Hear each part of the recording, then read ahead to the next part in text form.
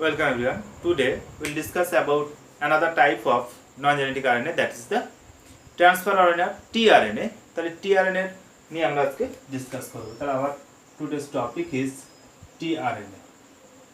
তাহলে why it called as tRNA or transfer RNA? তাহলে আমরা সেই কজটা যদি দেখি, this RNA types transfer activated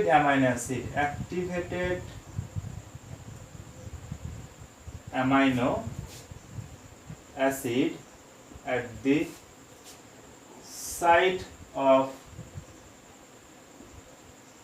protein synthesis. তাহলে প্রোটিন সিনথেসিসের যে সাইট, তাহলে সেখানে ট্রান্সফার করছে।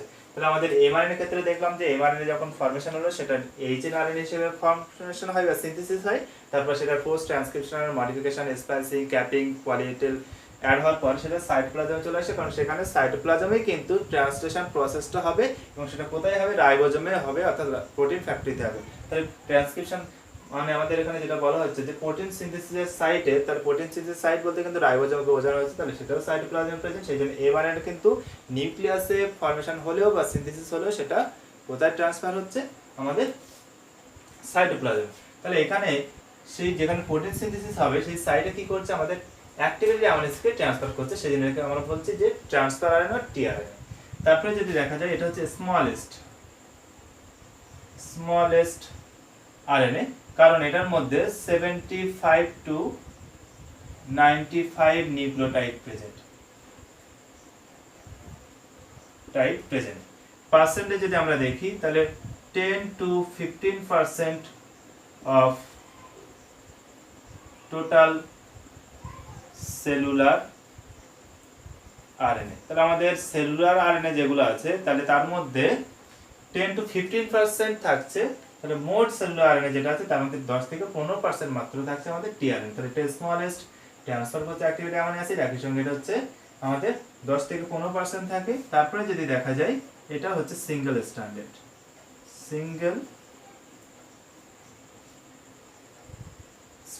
তাহলে এটা আমাদের সিঙ্গেল স্ট্যান্ডার্ড এবং অবশ্যই এর ক্ষেত্রে যদি দেখা যায় ডাইরেকশন থাকবে কি 5' to 3'। তাহলে এটার 5' ফসফেট একটা থাকবে, 3' হাইড্রোক্সিল একটা থাকবে।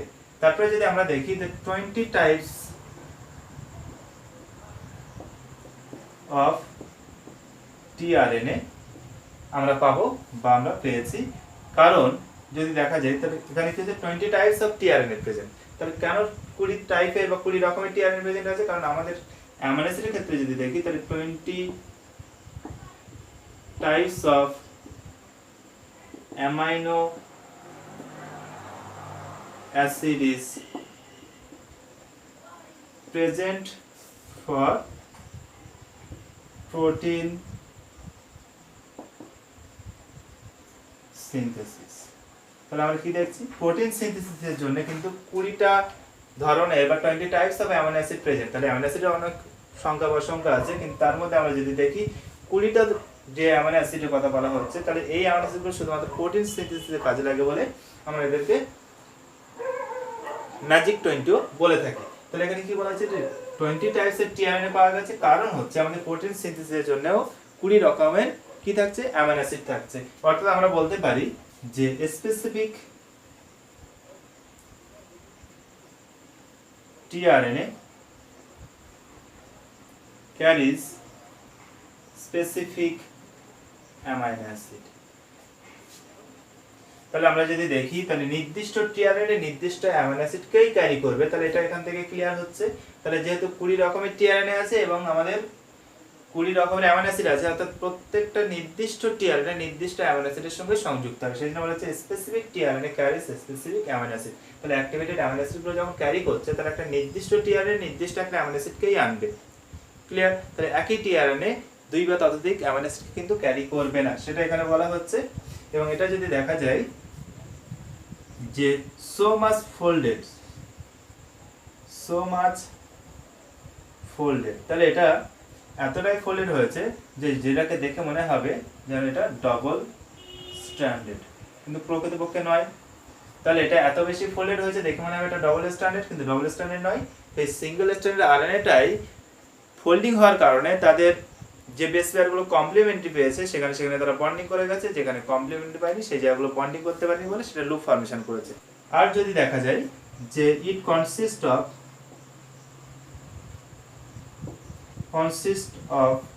abnormal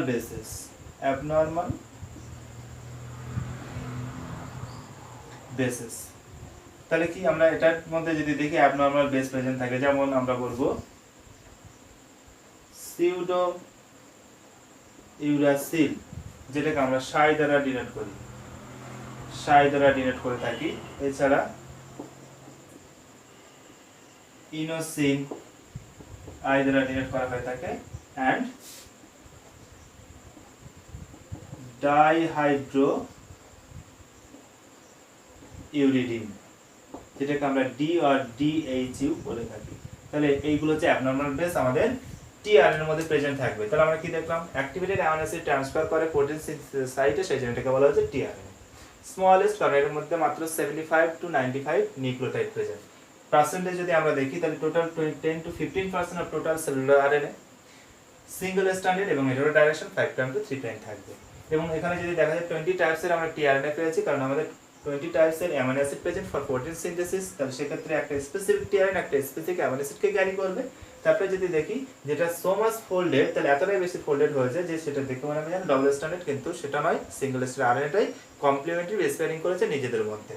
তারপরে it consist of abnormal bases, অর্থাৎ আমাদের টিআরএন এর মধ্যে কিছু আমরা অ্যাবনরমাল বেস দেখবো। সেই অ্যাবনরমাল বেস থাকার কারণে দেখবো যে কিছু জায়গায় বেস পেয়ারিং হয়নি বলে সেগুলো লুপ ফর্মেশন হয়ে গেছে, এবং যেখানে বেস পেয়ারিং হয়েছে তার স্টেম বা আর্ম ফর্মেশন করেছে।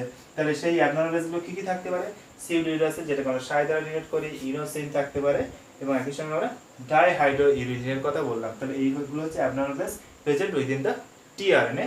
Now will see the structure of tRNA. TRNA স্ট্রাকচারের জন্য বিভিন্ন মডেল এসেছে, তো তার মধ্যে আমরা যে মডেলটা আলোচনা করব সেটা হচ্ছে ক্লোভার লিপ মডেল। কারণ এই মডেলটা হচ্ছে বেস্ট মডেল, কারণ this model explains all the properties of tRNA. তাহলে টিআরএনএ সমস্ত প্রপার্টি যেহেতু এই মডেল এক্সপ্লেন করতে পারছে, সেই জন্য আমরা এই মডেলটাকে এক্সপ্লেন করব। তাহলে আমরা যে মডেলটা আমরা আলোচনা করব ফর স্ট্রাকচার অফ টিআরএনএ, তাহলে সেটা হচ্ছে আমাদের clover leaf model of tRNA. Clover লিফের মতন দেখতে যে মডেল, সেটাকে বলে যে clover leaf model of tRNA, given by Robert Holley in 1965। তাহলে 1965 এ রবার্ট হলি টিআরএনএ এর ক্লোভার লিফ মডেলটা দিয়েছিলেন, এবং এই মডেলটা হচ্ছে this model is best model because it can explain all the properties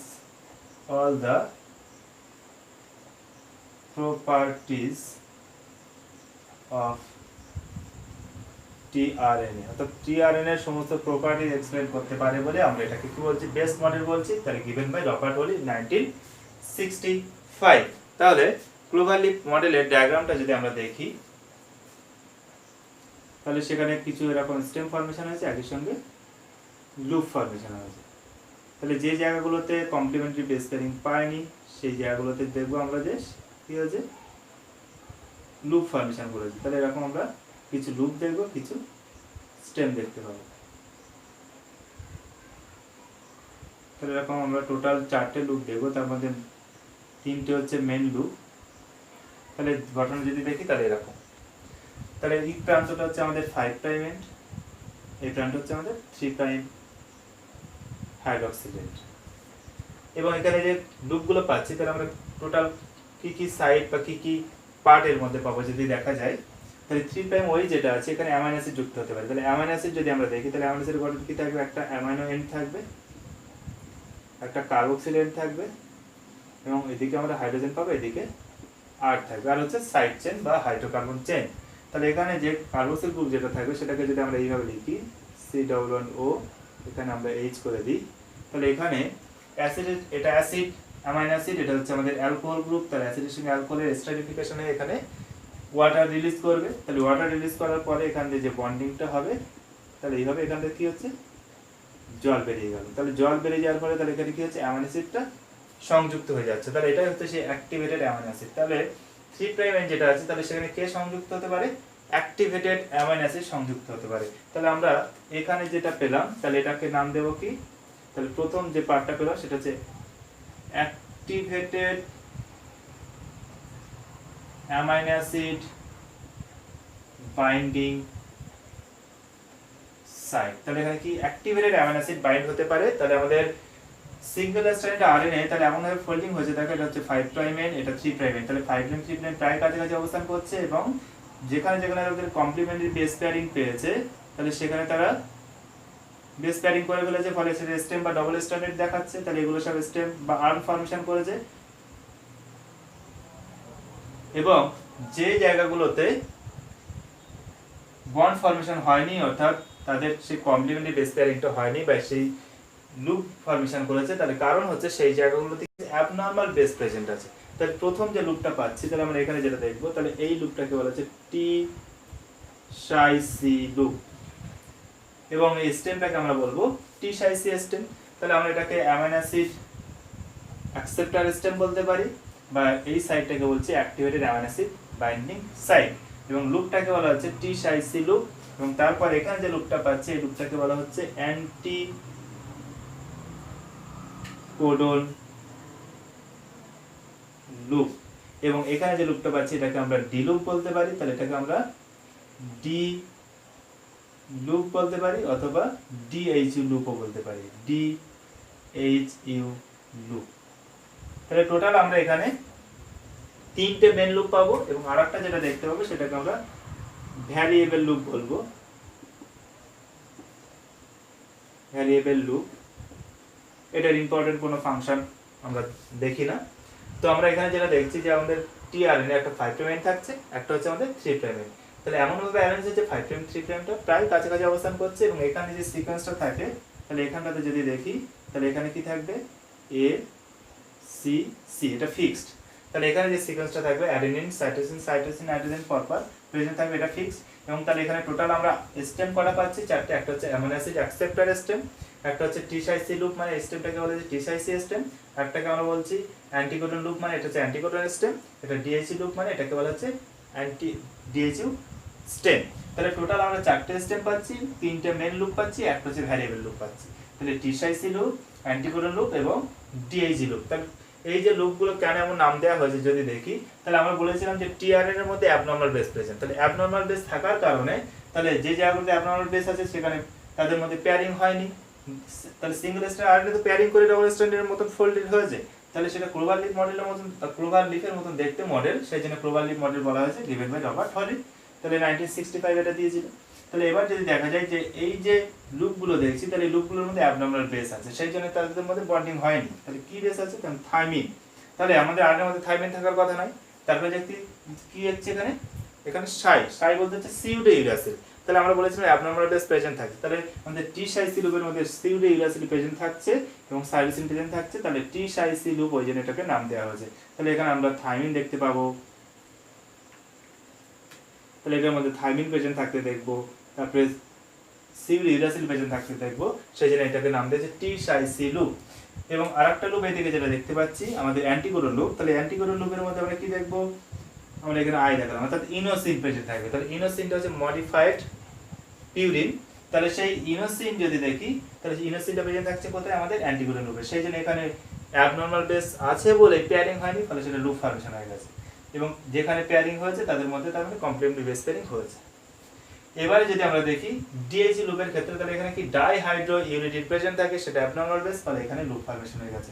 তাহলে যেখানে যেখানে অ্যাবনরমাল বেস প্রেজেন্ট সেখানে সেখানে লুপ ফর্মেশন হয়ে গেছে এবং যেখানে যেখানে আমাদের নরমাল বেস আছে তাহলে সেখানে তারা নিজেরা নিজেরা কমপ্লিমেন্টারি বেস পেয়ারিং করে ডবল স্ট্যান্ডার্ড স্টেম ফর্মেশন করেছে। তাহলে 4টে স্টেম, 3টে লুপ, একটা ভ্যারিয়েবল লুপ পাওয়া গেছে। তাহলে প্রত্যেকটা লুপের ফাংশন কিন্তু আমরা দেখব।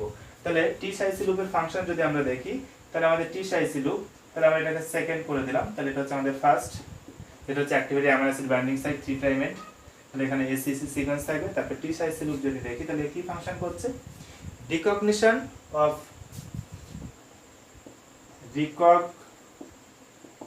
recognition and binding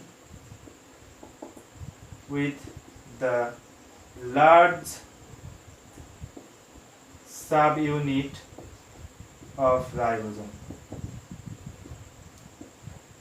আমরা যদি দেখি রাইবোজোমে দুটো সাবইউনিট থাকে, তাহলে রাইবোজোমে দুটো সাবইউনিট, একটা হচ্ছে স্মল সাবইউনিট, একটা হচ্ছে লার্জ সাবইউনিট। তাহলে লার্জ সাবইউনিটের সঙ্গে কে যুক্ত হবে?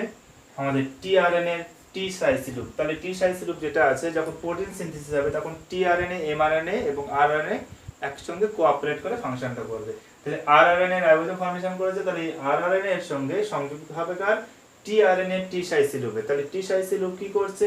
রাইবোজোমের যেটা প্রোটিন ফ্যাক্টরি, তাহলে সেই সাইডে কি করছে? অ্যাক্টিভেটেড অ্যামাইনো অ্যাসিড ট্রান্সফার করবে। তাহলে সেটাকে রিকগনাইজ করতে হবে। তো রাইবোজোম কোথায় আছে? তাহলে রাইবোজোমের লার্জ সাবইউনিটটাকে রিকগনাইজ করতে পারছে এবং তার সঙ্গে বাইন্ড করতে পারছে through the help of T psi C loop. তাহলে এই লুপের ফাংশন হচ্ছে রাইবোজোমের লার্জ সাবইউনিটকে রিকগনাইজ করা এবং তার সঙ্গে বাইন্ড করা। তারপরে যদি আমরা দেখি এখানে অ্যান্টিকোডন লুপ থাকছে, তাহলে অ্যান্টিকোডন লুপের মধ্যে অ্যাবনর্মাল বেস আমরা ইনোসিন দেখিয়েছি। তাহলে এখানে অ্যান্টিকোডন কেন? যদি আমরা এমআরএনএ দেখাই, তাহলে এমআরএনএ গঠন যদি দেখাই, অলরেডি আমরা এমআরএনএ সম্পর্কে পড়ে এসেছি। তাহলে এমআরএনএ আমরা ডিসকাস করেছি। তাহলে এমআরএনএ এর মধ্যে যদি দেখা যায়, তাহলে এখানে কি থাকবে? এখানে এরকম সিকোয়েন্স থাকবে। তাহলে আমরা যদি দেখি ক্যাপট্যাপ অনেক কিছু আছে, তাহলে এখানে সিকোয়েন্স দেখলাম AUG আছে। তার মানে কি? আমরা কোডিং রিজনটা দেখাচ্ছি। তাহলে আমি ধরে নিচ্ছি এখান থেকে এইটুকু পার্ট হচ্ছে আমাদের কোডিং রিজন। তাহলে এখানে শুরুতে কি আছে? তাহলে আমাদের সেই ইউটিআর, এদিকে ক্যাপ, তাহলে এটা আমাদের ক্যাপ, এটা হচ্ছে ইউটিআর, আবার এখানেতে আমি করলাম ইউটিআর, এটা হচ্ছে পলি এ 10। তাহলে এবারে এই এমআরএনএ এর এই জায়গাটাতে সিকোয়েন্স কি আছে? AUG আছে।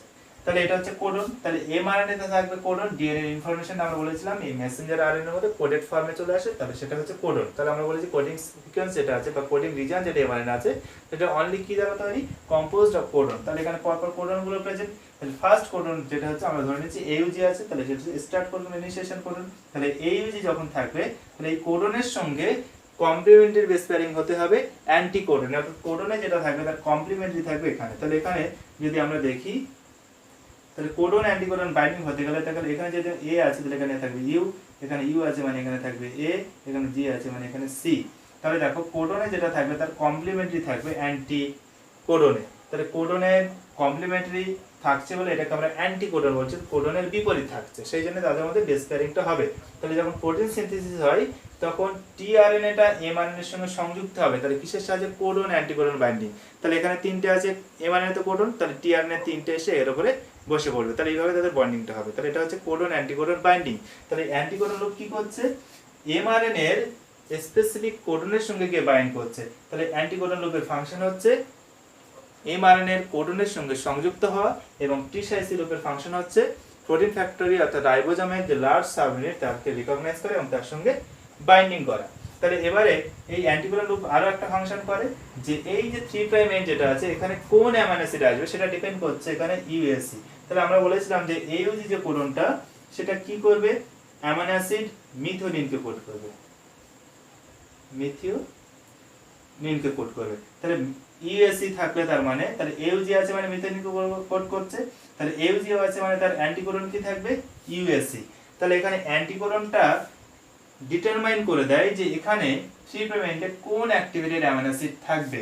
তার মানে অ্যান্টিকোডন যে সিকোয়েন্স আছে তার উপর ডিপেন্ড করছে যে সেই টিআরএনএ 3 প্রাইম এন্ডে কোন অ্যাক্টিভেটেড অ্যামাইনো অ্যাসিডটা থাকবে। তাহলে একদিকে যেমন সেটা কোডন অ্যান্টিকোডন বাইন্ডিং করছে, একই সঙ্গে এই অ্যান্টিকোডনটা ডিটারমাইন করছে তাহলে এখানে কোন অ্যামাইনো অ্যাসিড থাকবে। কারণ আমরা বলেছি 20 টাইপসের টিআরএনএ প্রেজেন্ট এবং 20 টাইপসের অ্যামাইনো অ্যাসিড প্রেজেন্ট। তাহলে এখানে যখন ইউএসসি সিকোয়েন্স থাকবে তখন এখানে কে থাকবে? Amino acid. তার মানে এখানে অ্যামাইনো অ্যাসিড তখন কে থাকবে? মিথিওনিনটা থাকবে। বুঝা গেছে? তাহলে নরমাল আমরা এখানে একটা অ্যামাইনো অ্যাসিড দেখেছি, তারপর যখন ইউএসসি থাকবে তখন মিথিওনিন। এখানে যদি সিকোয়েন্সটা অন্য একটা হয় তখন কিন্তু সে ঠিক করে দেবে এখানটাতে অন্য কে থাকবে। তার মানে এখানে বলা হচ্ছে অ্যান্টিকোডন লুপটা কোডন অ্যান্টিকোডন বাইন্ডিং করে, একই সঙ্গে তার 3 প্রাইম এন্ডে কোন ধরনের বা কোন টাইপের অ্যাক্টিভেটেড অ্যামাইনো অ্যাসিড থাকবে ওই 20টার মধ্যে সেটাও কিন্তু সে নির্ধারণ করে দেয় বা সে ডিটারমাইন করে দেয় বা সে ডিসাইড করে। এবার আছে আমাদের ডিএইচি লুপ বা ডাইহাইড্রোইউরিডিন লুপ।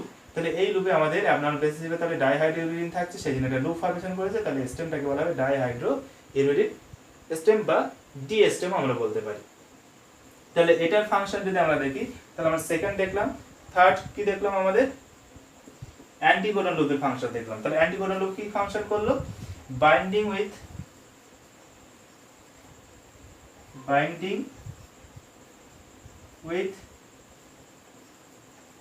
এমআরএন। তাহলে এমআরএন এর সঙ্গে বাইন্ডিং করবে কিভাবে, কোডন অ্যান্টিকোডন বেস পেয়ারিং এর সাহায্যে। আর কি করবে, decide the type of amino acid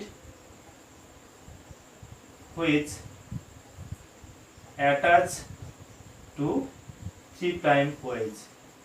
তাহলে 3'OH এ কোন অ্যামিনো অ্যাসিডটা অ্যাটাচ করবে সেটা ডিসাইড করে দেয় কে, আমাদের এই অ্যান্টিকোডন লুপ। তাহলে এবার অ্যান্টিকোডন লুপটাকে আমরা আরেকটা নামে জানি, সেটাকে বলা হয় নোডো। কি বলা হয়, নোডো। তাহলে আমরা কোডন আছে কোথায়, এমআরএনএ তে, অ্যান্টিকোডন আছে কোথায়, টিআরএনএ তে। তাহলে কোডনের বিপরীত থাকছে, সেজন্য আমরা কোডনটাকে যদি এইভাবে পড়ি উল্টো দিকে, তাহলে এদিকে পড়লে কোডন, তাহলে এদিকে যদি দেখা যায় তাহলে নোডক। তাহলে কোডনটাকে আমরা নোডক বলছি, মানে অপোজিট থাকছে, সেজন্য অ্যান্টিকোডন লুপটাকে আমরা কি বলে জানি, নোডক লুপ বলেও কিন্তু জানি। তারপরে আসছে তাহলে আমাদের ডিএইচি লুপ কি বলা হয়েছে। তাহলে এই যে লুপটা, তাহলে এর ফাংশনটা যদি আমরা দেখি, তাহলে ফোর্থ যেটা আমাদের আসছে ডিএইচি লুপ, তাহলে এর কি ফাংশন হবে, তাহলে এখানে এটা হচ্ছে binding site for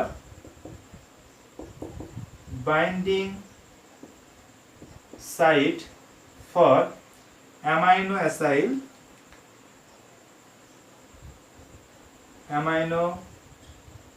acyl tRNA synthetase enzyme. তাহলে এটার সাথে কে যুক্ত হবে, amino acyl tRNA synthetase enzyme. তাহলে আমরা কি বলছি, যে এই টিআরএনএ গুলোর ফাংশন হচ্ছে অ্যাক্টিভেটেড অ্যামিনো অ্যাসিড নিয়ে গিয়ে রাইবোজোম প্রোটিন ফ্যাক্টরিতে বা প্রোটিন মানে ট্রান্সলেশন সাইট যেটা আছে সেখানে নিয়ে যাওয়া। তাহলে এখানে অ্যাক্টিভেটেড অ্যামিনো অ্যাসিড সংযুক্ত হবে। তাহলে কোন অ্যামিনো অ্যাসিড সংযুক্ত হবে সেটা ডিটারমাইন করে দিচ্ছে অ্যান্টিকোডন লুপ, কিন্তু সেই অ্যামিনো অ্যাসিডটাকে অ্যাক্টিভেট করবে কে, তারপরে তো বাইন্ড করবে। তাহলে এখানে অ্যাক্টিভেট করছে কে, তাহলে amino acid tRNA synthetase binding site এটা।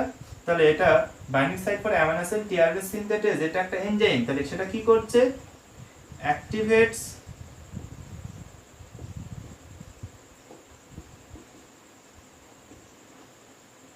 Specific amino acid. তাহলে এই টিআরএনএ অ্যান্টিকোডন নির্দিষ্ট করে দিচ্ছে যে এখানে ইউএসইউ আছে, মানে সেখানে মিথিওনিনকে অ্যাড করতে হবে। তাহলে সেই মিথিওনিনকে অ্যাক্টিভেট করবে কে, সেই টিআরএনএ যে ডিএইচি লুপ আছে সে কি করবে, মিথিওনিনকে অ্যাক্টিভেট করে দিবে। সেই জন্য বলা হচ্ছে যে এটা binding site for amino acid tRNA synthetase, সেই এনজাইমটা যে কি করবে, activates the specific amino acid which attach at 3'OH। কিভাবে অ্যাটাচ করবে সেটা তো আমরা প্রথমেই দেখিয়েছি, সেখান থেকে এটা যেহেতু অ্যাসিড, এটা অ্যালকোহল, তাহলে এখান থেকে স্টারিফিকেশন হবে। তাহলে স্টারিফিকেশন হয়ে অ্যাক্টিভেটেড অ্যামিনো অ্যাসিডটা টিআরএনএ এর 3'এ সংযুক্ত হয়ে গেল। তাহলে এই টিআরএনএটাকে বলা হয় চার্জ টিআরএনএ। তাহলে এই চার্জ টিআরএনএটাই কিন্তু অ্যাক্টিভেটেড অ্যামিনো অ্যাসিডটাকে ক্যারি করছে। তাহলে যখন প্রোটিন সিনথেসিস বা ট্রান্সলেশন শুরু হবে, তাহলে সেখানে সেই অ্যামিনো অ্যাসিডটাকে ক্যারি করছে। তাহলে এমআরএনএ এর মধ্যে কোডন আছে, সেই কোডনটাকেই ট্রান্সলেট করার জন্য রাইবোজোম টিআরএনএ কে ডেকে ডেকে পাঠাচ্ছে, সেই জন্য সেই অ্যামিনো অ্যাসিড নিয়ে আসছে। কিন্তু তাকে নিয়ে আসতে গেলে এখানে অ্যামিনো অ্যাসিডটাকে অ্যাড করে আনতে হবে। তাহলে এখানে কোন অ্যামিনো অ্যাসিড বসবে এবং কে তাকে অ্যাক্টিভেট করবে সেটা কিন্তু টিআরএনএ এর মধ্যেই সেই সিস্টেমটা থেকে যাচ্ছে।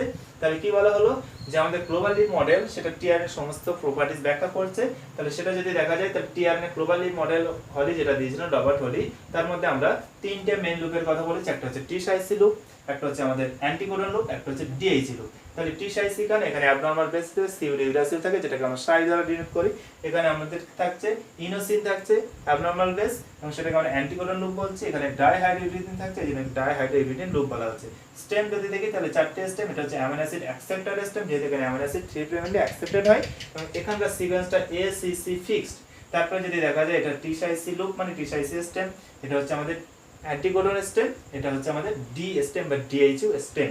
তাহলে লুপগুলোর ফাংশন যদি দেখা যায়, তাহলে আমরা দেখছি প্রোটিন সিনথেসিসের সময় এমআরএনএ, টিআরএনএ, আরএনএ এর প্রয়োজন। তিনজন একত্রে ফাংশনটা করছে। তাহলে আরএনএ কি তৈরি করছে, রাইবোজোম ফর্মেশন করছে। তাহলে সেই রাইবোজোম বা প্রোটিন ফ্যাক্টরিতে অ্যামিনো অ্যাসিডগুলো পরস্পর সংযুক্ত হবে। তাহলে সেখানে যদি দেখা যায় যে এই এমআরএনএ যেটা আছে সেটা কিন্তু রাইবোজোমের স্মল সাবইউনিটের সঙ্গে যুক্ত হয়, তাহলে এটার সাথে কে যুক্ত হবে? এমআরএনএ। তাহলে এমআরএনএ কি কার সাথে যুক্ত হচ্ছে? আমাদের রাইবোজোমের স্মল সাবইউনিটের সঙ্গে। লার্জ সাবইউনিটের সঙ্গে কে যুক্ত হবে? টি সাইসিলুপ। অর্থাৎ এখানে গিয়ে যখন টিআরএনএটা এখানে সংযুক্ত হয়ে যাবে, তাহলে টিআরএনএটা যখন এরকম অ্যান্টিকোডন দিয়ে এখানে সংযুক্ত হয়ে যাবে, এটা হচ্ছে আমাদের টিআরএনএ, তাহলে লার্জ সাবইউনিটের সঙ্গে তার কোনটা সংযুক্ত হয়ে যাবে? টি সাইসিলুপ। তাহলে যখন এমআরএনএ এর উপরে টিআরএনএ কে কোডন অ্যান্টিকোডন বাইন্ডিং করবে, সেই সময় টিআরএনএ যাতে পড়ে না যায়, অর্থাৎ অ্যাটাচমেন্টের জন্য কি হচ্ছে, তার ডান দিকের যে লুপটা আছে অর্থাৎ টি সাইসি লুপ যেটা আছে সেটা দ্বারা রাইবোজোমের লার্জ সাবইউনিটটাকে আটকে ধরবে। তাহলে এটা হচ্ছে রিকগনিশন করবে এবং binding with the large subunit of ribosome. Anticodon loop কি হবে? এমআরএনএ এর সঙ্গে কোডনের সঙ্গে অ্যান্টিকোডন দ্বারা বাইন্ড করবে, সেজন্য এটাকে অ্যান্টিকোডন লুপ বলা হয়েছে। এবং অ্যান্টিকোডন লুপে কোডনের বিপরীত বা কমপ্লিমেন্টারি সিকোয়েন্স থাকে বলে এটাকে বলা হয়েছে নোড অফ লুপ অলসো। এবং এখানে যদি দেখা যায় অ্যান্টিকোডনটা তাহলে কি করছে? Binding with mRNA, codon anticodon binding হচ্ছে, একই সঙ্গে ডিসাইড করবে যে এই টিআরএনএ এর সঙ্গে এখানে কোন ধরনের অ্যাক্টিভেটেড অ্যামিনো অ্যাসিডটা অ্যাড হবে। তাহলে এখানে অ্যামিনো অ্যাসিড অ্যাক্টিভেটেড অ্যাড হবে কোন টাইপের সেটা ফিক্সড করে দিল কে? Anticodon loop. কিন্তু এবারে সেই অ্যামিনো অ্যাসিডকে অ্যাক্টিভেট করবে কে? সেটা ঠিক করছে কে? ডিএইচএল লুপ যেটা আছে সেটা কি হচ্ছে? আমাদের binding site for amino acid tRNA synthetase, যে অ্যামিনো অ্যাসিডগুলোকে অ্যাক্টিভেট করে। তাহলে এখানে binding site for amino acid acyl tRNA বা amino acid tRNA synthetase enzyme, সেই এনজাইম কি করবে? এখানে যে স্পেসিফিক অ্যামিনো অ্যাসিড সংযুক্ত হওয়ার কথা বা সেটাকে ডিসাইড করে দিচ্ছে অ্যান্টিকোডন লুপ, সেটাকে প্রথমে অ্যাক্টিভেট করবে এবং অ্যাটাচমেন্টও করাবে। তাহলে কি অ্যাক্টিভেট করবে? এই এনজাইমটা যেটা যে ডিএইচএল লুপের সঙ্গে সংযুক্ত হয়, তাহলে সে প্রথমে অ্যাক্টিভেট করবে the specific amino acid which will attach at 3'H OH বা তাহলে 3' হাইড্রোক্সিল এন্ডে সংযুক্ত হবে। তাহলে এটাই হচ্ছে আমাদের টিআরএনএ এর ক্লোভার লিপ মডেল। এবং এখানে দেখো যে লুপের গুলো কথা বলা হয়েছে, তাহলে প্রত্যেকে কিছু না কিছু ফাংশন করছে। কেউ বা রাইবোজোমের লার্জ সাবইউনিটের সঙ্গে অ্যাটাচ করছে, কেউ বা এমআরএনএ এর সঙ্গে সংযুক্ত হচ্ছে, একই সঙ্গে কোন অ্যামিনো অ্যাসিড এখানে বসবে সেটা ঠিক করে দিচ্ছে। এবং ডিএইচএ লুপ সেই যে অ্যামিনো অ্যাসিডটা ওখানে বসার কথা তাকে অ্যাক্টিভেট করে ওখানে বসিয়েও দিচ্ছে। তাহলে দেখো প্রত্যেকে একটা নির্দিষ্ট ফাংশন করছে। তাহলে এখানে কিন্তু এটা সিঙ্গেল স্ট্র্যান্ডেড আরএনএ, সেটা ফোল্ডেড হয়ে ডবল স্ট্র্যান্ডেড ফর্ম করেছে, সেটাকে আমরা ক্লোভার লিপ মডেল বলছি। এবং সেখানে 4টে স্ট্র্যান্ড, 3টে মেন লুপের কথা বলা, 4টে হচ্ছে ভ্যারিয়েবল লুপের কথা বলা হয়েছে। তাহলে আমাদের 20 টাইপসের টিআরএনএ যেহেতু আছে, তাহলে সেখানে কিন্তু 20 টাইপসের অ্যান্টিকোডনও থাকবে এবং এখানে 20 টাইপসের আমাদের অ্যামিনো অ্যাসিডও প্রেজেন্ট থাকছে। তাহলে এই হচ্ছে আমাদের টিআরএনএ এর স্ট্রাকচার এবং সেই মডেলটা clover leaf model given by Robert Holley in 1965। আশা করি ক্লিয়ার হয়েছে। Thank you so much.